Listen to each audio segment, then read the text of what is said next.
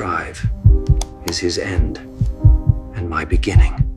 When your phone buzzes at 1:03 a.m., you know something's gone sideways. I was half asleep when my phone lit up the bedroom like a spotlight. The notification said it was from Jessica, my wife, but the actual contact name displayed was Dr. Brandon Hayes, work, her boss at Memorial Hospital. The message was short. She's occupied now. She'll call later. I stared at those words, trying to find some interpretation where occupied meant something innocent, but my brain kept circling back to the only conclusion that made sense. At 1:03 in the morning, my wife was with her boss, and he felt comfortable enough using her phone to text me like I was some interruption he could brush off. The rage hit me hard. But I'm a locksmith by trade, former cop by history, and dramatic by nature, so I channeled that fury into crafting the perfect response. I typed, "No need, you can have her. We're done." Then I added a period because nothing says I'm serious quite like proper punctuation. I hit send, set my phone down, and tried to fall back asleep. Spoiler alert, I could not. My brain was running laps, replaying every moment of the last few months, looking for signs I'd missed. 10 minutes passed. Then came the frantic pounding on my front door. Through the peephole, I got a good look at the disaster. Jessica was still in her scrubs, mascara running down her face in black rivers. Her hair was a mess. That specific kind that happens when you've been horizontal for reasons that have nothing to do with sleeping. Next to her stood Dr. Brandon Hayes, bleary-eyed, wearing his white coat. His hair was rumpled, clothes wrinkled. He had the appearance of a man who just realized he'd walked into a trap of his own making. They were both talking over each other. Jessica saying, "It's not what you think," while Hayes attempted to back her up with phrases like medical emergency that landed with zero credibility. I reached for the deadbolt with deliberate slowness, turned it exactly half an inch, just enough to let them hear it. Then I did the chain lock with theatrical flair. The metal chain slid into place with a satisfying clink. I let them beg through that 4-inch gap, standing there in my jeans and shirt, listening to them spew excuses. Jessica was crying real tears. Hayes was doing his best impression of a reasonable person. I stood there watching them perform their desperate duet through my chain-locked door. A locksmith who can't even keep his own marriage locked down. The irony wasn't lost on me. Morning arrived with all the grace of a hangover. I woke up on my couch with a crick in my neck. Empty beer bottles lined the coffee table and my phone was blowing up with notifications. At 7:47 a.m., my mother called. Mothers have this supernatural ability to sense when their children's lives are imploding from 300 miles away. "Michael Anthony Martinez," she started with my full name. "I need you to tell me why Jessica's car has been parked outside the hospital staff housing for 3 nights. Dolores from church saw it and told Patricia, who told me. Half the town thinks your wife is having an affair." "It's true, Ma. I found out last night at 1 a.m., which is apparently when all good marriages go to die." The silence lasted 3 seconds before she launched into rapid-fire Spanish and English. I held the phone away and let her get it out. After I escaped with promises to come for dinner, I surveyed my apartment.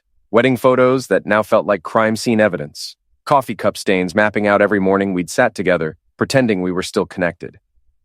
Jessica showed up at 10:23 a.m., still had a key, which I'd need to change. Professional hazard of being a locksmith. "Mike, please just listen," she started. I held up one hand. "Let me guess. It was an emergency that required Dr. McDreamy to tend to you at 1 in the morning using your phone because his fingers were too busy saving lives." She flinched. "There was a problem with a patient's IV. Brandon was helping me, and I was so exhausted, I fell asleep in his office. That's all that happened." I laughed, short and bitter. "And he just happened to use your phone to text me like he owned it. Tell me why Dr. Hayes was comfortable enough to send me a message from your phone." "Mike, you're being ridiculous." "No, Jessica, I'm being rational." I started pacing. "You want to know what's ridiculous, thinking I'm stupid enough to buy this garbage?" Her face crumpled. "It's been months of distance between us. Months of you working late, me pulling double shifts. I felt alone, invisible. So you chose late-night drama with your boss instead of one honest conversation with your husband? You felt alone, so you made sure I'd feel alone too." She was sobbing now. Part of me wanted to comfort her, but the bigger part was too busy being angry. If this was really an emergency, why did Dr. Hayes show up in a white coat at 1 in the morning? Like he was making a house call. Did he stop to change? Was there a wardrobe consultation? She didn't have an answer. She just sat there crying while the rain beat against the windows. I gave Jessica 45 minutes before I told her to leave. The second her car pulled out, I called Danny Sullivan, my old partner from my cop days. He'd left the force to run a private investigation firm. Danny, my wife's sleeping with her boss. Found out via text at 1 a.m. Need you to either talk me down or help me dig up dirt to bury him. There was a pause. Jesus Christ, Mike. Jessica? The nurse who bakes cookies for fundraisers? That's the one. The guy's name is Dr. Brandon Hayes. He's her boss at Memorial, drives a BMW, and has the kind of face that makes you want to punch it. I'm coming over. Don't do anything stupid in the next 20 minutes. Danny showed up 19 minutes later, built like a bouncer, carrying 2 enormous cups of coffee. He handed me one and settled into the armchair. Talk, he commanded. I told him everything, starting with the 1:03 a.m. text and ending with Jessica's pathetic explanation. Danny listened without interrupting. When I finished, he leaned forward. Here's the thing about liars, Mike. They think they're smarter than everyone else, but liars always make mistakes. You want my opinion? This wasn't a one-time thing. This has been going on for a while, which means there's a pattern, and patterns leave evidence. What kind of evidence? Paper trail, bank records, phone logs, credit card statements. People lie, but phones don't lie. Money doesn't lie. Danny was getting animated. You want the real documented truth that holds up in divorce court? Then we need to look. Good old-fashioned detective work. I felt something shift in my chest. I want to look. I want to know everything. That's what I like to hear. Danny grinned. Now tell me everything about this Dr. Hayes character. I'll start running background checks. Guys like this usually have a pattern. This probably isn't the first time. I could use my locksmith skills to help, I offered. Open some closed cases, literally. Danny groaned and threw a pillow at my head. Worst pun I've heard all week. But yeah, your skills might come in handy. I was actually smiling now. Having a plan, having Danny in my corner made the disaster feel less like drowning. I'll start digging into Hayes' background today, Danny said.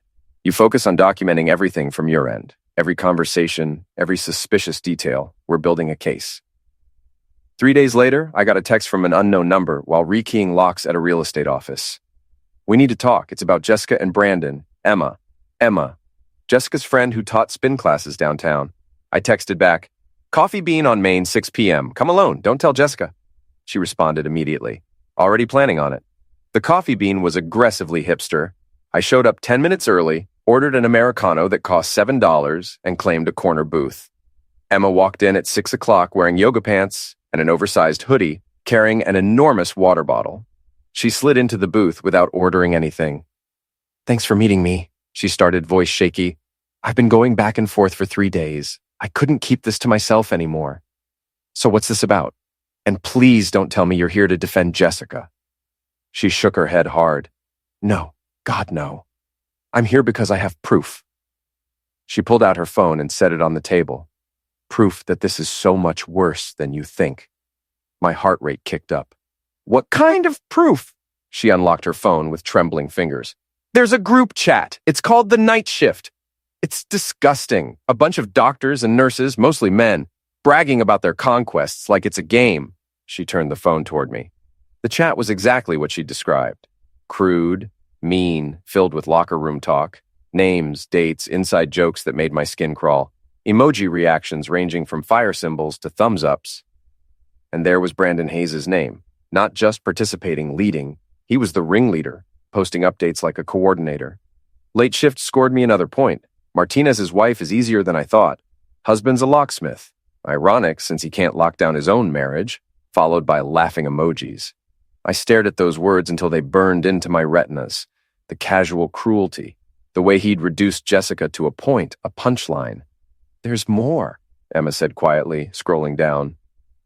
Jessica's name appeared multiple times with details that made me want to throw my coffee against the wall. Comments from other members congratulating Hayes, making jokes, treating the whole thing like fantasy football. How long has this been going on? I asked. The chat's been active for at least 2 years. Jessica's name started appearing about 4 months ago. Emma pulled her phone back. Mike, I need you to understand. I didn't know it was this bad. Jessica told me she was interested in someone at work, and I helped her cover. I lied for her. I thought it was just flirting. I didn't know there was a whole hunting club treating women like trophies. I wanted to be angry at her, but the bigger part recognized she was here now with evidence. Why are you showing me this now? I saw the messages from the night you found out. The chat went crazy. They were laughing about it, Mike. Laughing about you finding out, making jokes, taking bets on whether Jessica would go back to you. That's when I realized this wasn't some romantic affair. This was carnivory. These are people with power using it to manipulate others and bragging about it. Let me get this straight. My wife's having an affair with her boss who's part of some medical conquest club, and you helped cover for her because you thought it was romantic? When you say it like that, it sounds even worse, Emma whispered. That's because it is worse. I rubbed my face.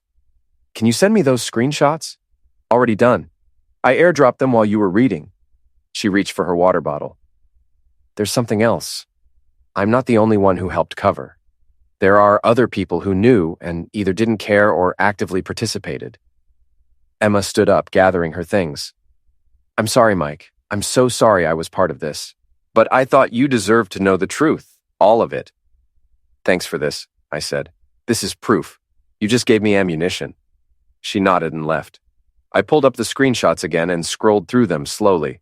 They thought they were untouchable. They forgot that every lock has a key. Danny showed up 4 days later carrying a folder thick with documents. He didn't knock, just used the spare key and walked in to find me surrounded by printouts, a legal pad covered in notes, and enough empty coffee cups to qualify as a health hazard. You look like hell, Danny said, setting the folder down with a thud. When's the last time you slept? Please tell me that folder contains something good. It's going to make your whole week. Danny flipped open the folder.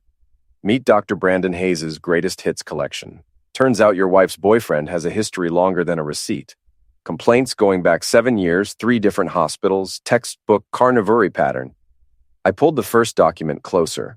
It was a complaint filed by a nurse named Jennifer Kaufman in 2018, detailing how Dr. Hayes had made inappropriate comments, suggested discussing her career over drinks, then became hostile when she declined. The complaint had been investigated briefly and quietly, filed away with a note. Matter resolved through mediation. That's corporate speak for we paid her to go away, right? Bingo! Danny pulled out another document. This is Jessica Torres. Similar story. Hayes pursued her aggressively. She initially reciprocated because she was young and flattered. When she tried to end things, he made her work life hell. Switched her to worse shifts, gave her poor performance reviews, made comments about her being emotionally unstable. She filed a complaint, resolved through confidential settlement with an NDA. He kept pulling documents out. Sarah Chun in 2020, Amanda Rodriguez in 2021, Melissa Grant in 2022. Each story followed the same pattern. Hayes identified a target, pursued them with charm and professional intimidation, got what he wanted, then either discarded them or made their lives miserable. How many are there? I asked. 8 documented complaints I could find, but those are just the ones who filed formal complaints. For every complaint in this folder, there's probably 3 or 4 other people who stayed quiet. Danny pulled out another section. And this is the really interesting part. Memorial Hospital, where he works now, they knew. They saw his history when they hired him 2 years ago. Did a background check, saw the complaints, hired him anyway because he's a good doctor with an impressive resume. I stared at the evidence. So this guy has been doing this for years. Multiple women tried to hold him accountable, and the system just keeps protecting him. That's exactly what I'm telling you, Danny confirmed. This guy knows how to work the system. He's got it down to a science. My wife didn't just cheat on me with some random guy. She cheated on me with a serial hunter. It makes it ammunition, Danny said, leaning forward. Look, I know this is personal, but here's what we're going to do. We're going to be smart about this. We're going to collect all the proof. We're going to find these women and give them choices. What kind of choices? The choice to come forward together. The choice to break their NDAs because NDAs don't hold up when there's a pattern of criminal behavior. The choice to stop being isolated sufferers and start being a coordinated force. Danny was getting animated. 1 complaint gets buried. 8 complaints from 8 different women all coming forward at the same time. That's a pattern. That's a story. That doesn't go away with a quiet settlement. I felt something like hope stirring. So we reach out to these women. We show them they're not alone. We build a case too big to ignore. Exactly. We document everything. We make this airtight. Danny tapped the folder. This guy thinks he's untouchable, but systems are made of people, and people can be persuaded to do the right thing when the evidence is overwhelming. So, where do we start? We start by reaching out carefully, respectfully, understanding that some of these women might not want anything to do with this. But we give them the choice. We show them the pattern. He stood up. And then we watched Dr. Brandon Hayes' house of cards come tumbling down. I looked at the folder. Good, let's get to work. Laura Hayes called me on a Tuesday morning while I was installing a smart lock. The name said, unknown caller, but something made me answer. Is this Michael Martinez? The voice was female, composed, with an edge that comes from someone who's moved into strategic planning. Depends on who's asking. This is Laura Hayes, Brandon's ex-wife. I heard you're collecting information about my ex-husband's activities, and I think we should talk. I have things you'll want to see. I nearly dropped my drill. Brandon's ex-wife. I'm listening. Not over the phone. Lunch today, Rosie's Diner on the east side, 12:30. See you there. Come alone. She hung up. I finished the installation in a daze and spent the drive trying to figure out what Brandon's ex-wife wanted. Rosie's Diner was a classic Americana, with red vinyl booths held together by duct tape. I spotted Laura sitting in a corner booth back to the wall. Mid-30s, professionally dressed, dark hair in a severe bun, sharp, intelligent eyes. She looked exactly like someone who'd been married to Brandon Hayes and lived to tell the tale. I slid into the booth. You look better than I expected, Laura said. I was picturing someone more destroyed. Brandon has a way of destroying people. Give it time. I'm a slow-motion car crash. A waitress came over. We both ordered black coffee. I'm going to cut to the chase, Laura said once our coffees arrived. She slid a small flash drive across the table. I kept everything. Photos, audio recordings, text messages, emails, video clips that Brandon saved on his personal computer because he's the kind of narcissist who documents his own crimes. It's all on here. I stared at the flash drive. Why? Why keep all this? And why give it to me now? Laura took a long drink. I kept it as insurance. When I found out about Brandon's affairs, and yes, plural, your wife is far from the first, I was young enough to think about forgiving him. I believed his excuses. But I wasn't so stupid that I deleted the evidence. I backed everything up. Multiple copies in multiple locations. And things got ugly? Things got nuclear, Laura confirmed. Brandon doesn't just cheat, he collects. He keeps score. He saves messages and photos and recordings like they're trophies. He has folders on his computer organized by name and date, ratings of his conquests, notes about which ones were easy and which required more work. He's not a man having affairs, he's a hunter documenting his kills. My stomach turned.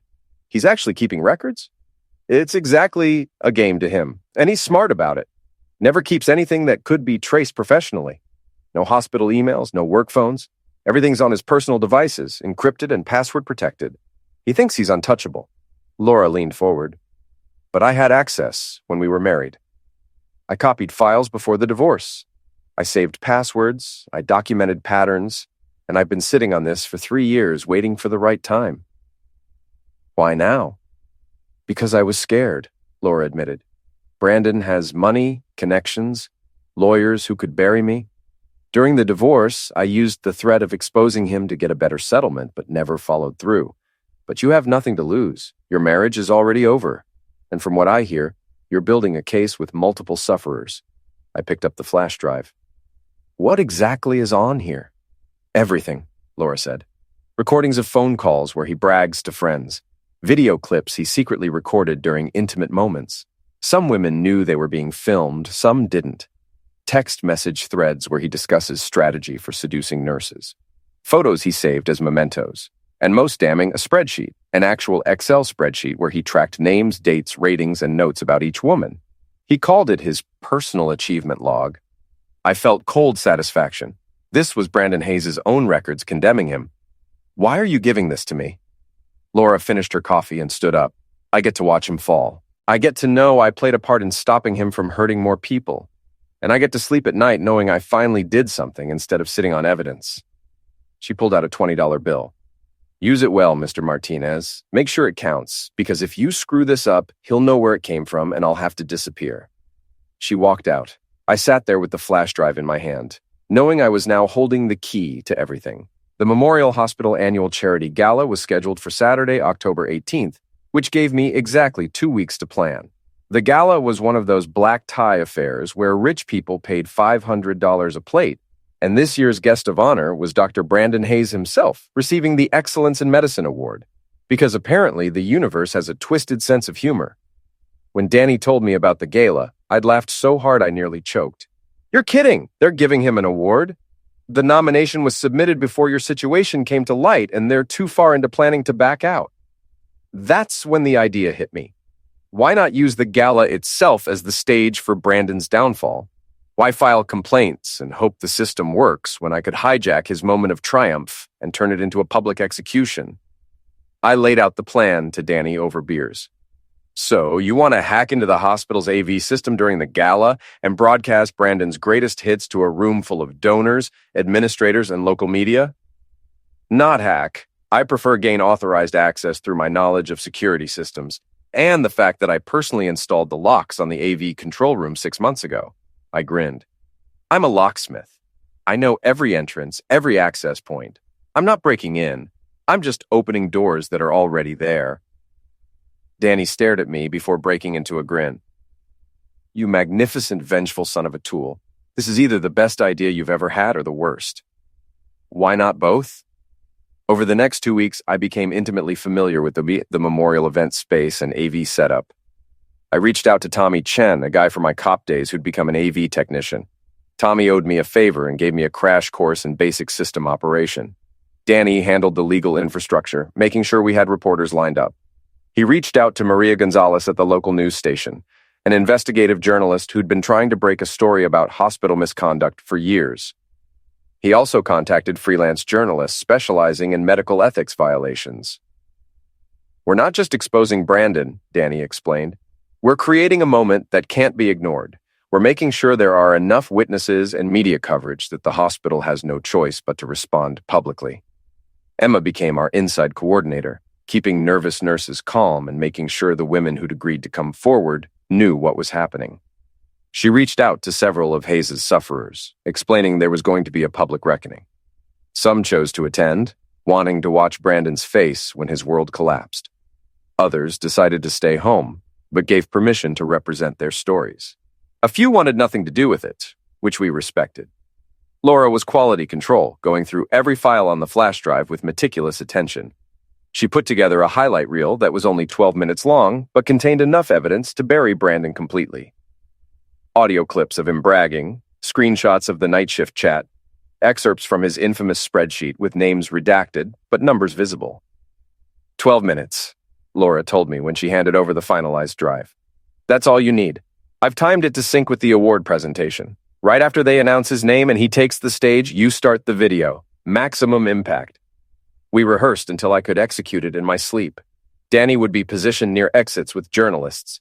Emma would be scattered throughout the audience with sufferers providing support. Laura would be in the back watching from the shadows, and I would be in the AV control room ready to plug in the flash drive at exactly the right moment. The night before the gala, I sat with the flash drive in my hand. It was absurd. It was probably illegal in ways I hadn't fully considered. It was definitely going to blow up my life even more. But it was also necessary because men like Brandon Hayes don't stop on their own. They keep going until someone stops them. I plugged the flash drive into my laptop one more time. 12 minutes of truth. 12 minutes of a man condemning himself with his own evidence. The morning of the gala arrived with ominous gray sky. I woke at 6 a.m. without an alarm. My phone rang at 8:15. Jessica's name lit up the screen. I stared at it, then answered. Mike, her voice came through wrecked. Mike, please don't hang up. Well, you've got me on the phone. I ended things with Brandon. 2 days ago, I told him it was over, that I made a mistake, that I want to try to fix things with you. Please consider couples counseling. I laughed, harsh and bitter. You ended things 2 days ago. After 4 months of sneaking around, after lying to my face, after letting your boss text me at 1 a.m, and now you want counseling? I know I screwed up. Screwed up is forgetting to take out the trash. What you did was make a conscious choice repeatedly for months to betray me. That's not screwing up. That's systematic deception. She was crying. Mike, please. I love you. Brandon was a mistake, but it's over now. I've blocked his number. I've put in for a transfer. Let me ask you something. Did Brandon record you? Did he take photos, videos, save your messages? Did he document your relationship like some kind of conquest? The silence was deafening. It stretched out for 5 seconds, then 10. "He promised he deleted everything," Jessica finally whispered. "After I told him we were done, he said he'd delete all the messages and photos." "Yeah, like men with egos promise. Let me tell you something about Brandon Hayes. He doesn't delete anything. He collects, he saves, he documents every conquest like he's building a museum. So no, he didn't delete your messages. They're probably backed up in 3 different cloud storage accounts with labels and dates and maybe even ratings." Her crying intensified. "Oh God, Mike, you have to help me. If those photos get out, my job, my reputation, my family." "Now you care about your job and reputation? Where was that concern 4 months ago?" "I didn't know he was recording. I didn't know he saved everything. I didn't know about the other women or the chat group." She stopped. "Wait, how do you know about all this?" "Because unlike you, I did my homework. When I found out my wife was cheating, I didn't just sit around crying. I investigated. I talked to people. I found evidence. And what I found is so much worse than you cheating. What I found is a pattern of carnivory behavior going back years. Multiple sufferers, systematic misuse, documentation that would make a prosecutor weep." Another pause. "Mike, what are you planning to do?" "Because tonight is the hospital gala. Tonight, Brandon gets his award.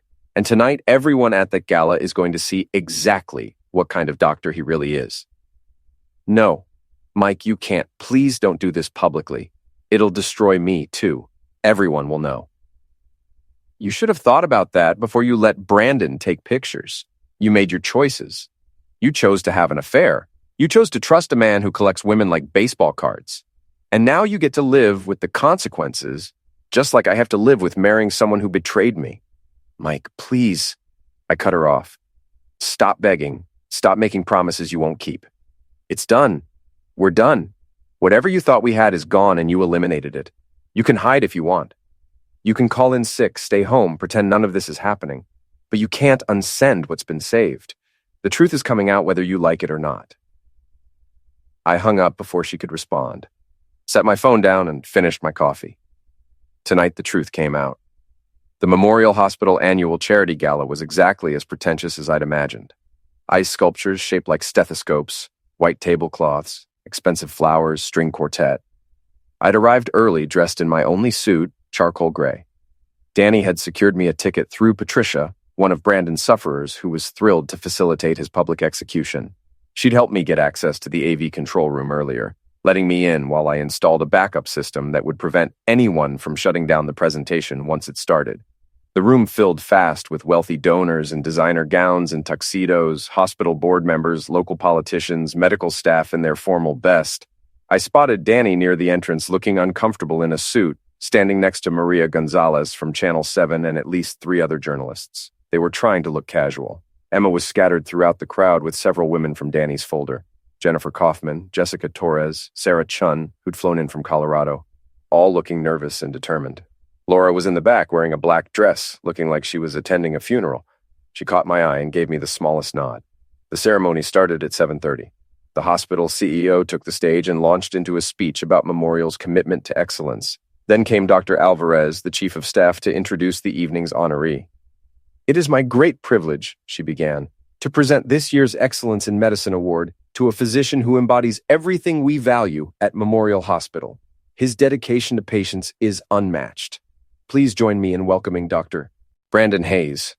The applause started, building as Brandon made his way to the stage with confident stride.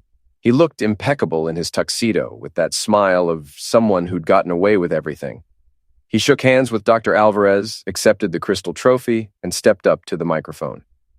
"Thank you," he began, voice smooth and practiced. "I am truly humbled by this recognition.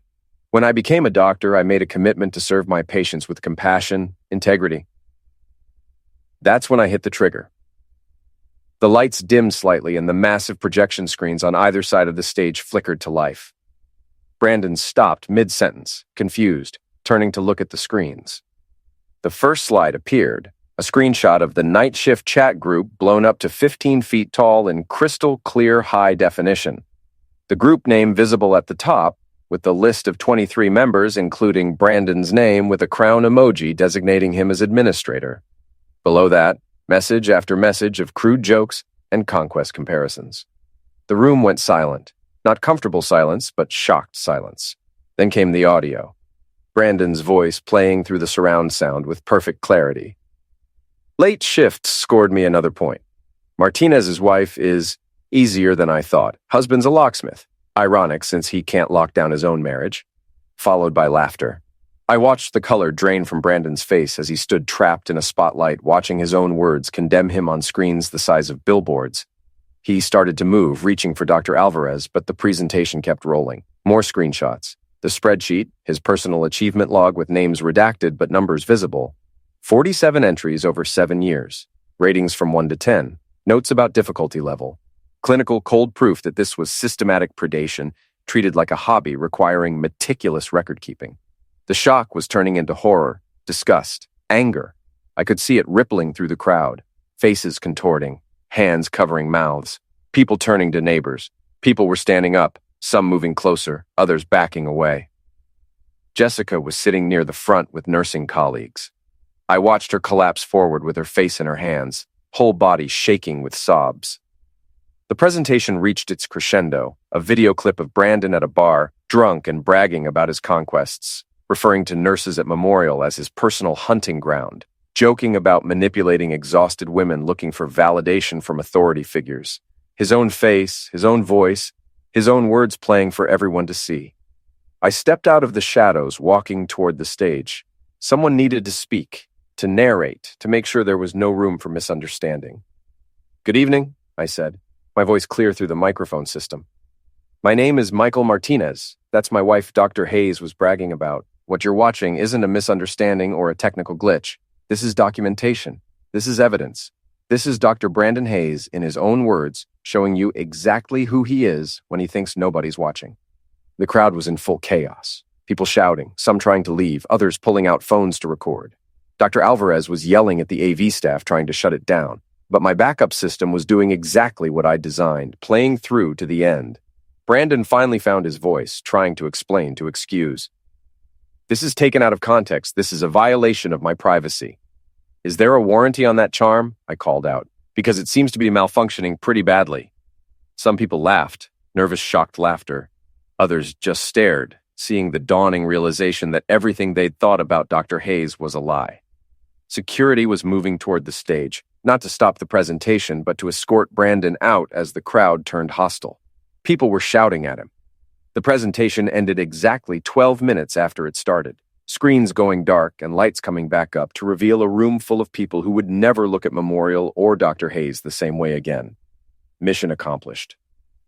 Morning brought news coverage everywhere. Social media exploded. Brandon was on administrative leave, probably getting fired. The hospital launched an internal inquiry. Some nurses came by to thank me. Others wouldn't make eye contact. Small towns are brutal with gossip, and Jessica's reputation was thoroughly destroyed. She might keep her job, might not. Honestly, not my problem anymore. Laura disappeared like someone who'd completed their mission. Emma left town to teach spin classes somewhere with fewer whispers.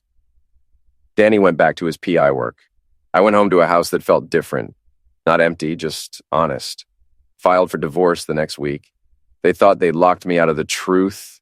They forgot I'm the guy who makes the keys. I didn't want to destroy anyone. I just wanted accountability. Turns out truth is cleaner than living a lie. The locksmith finally had his favorite kind of quiet unlocked.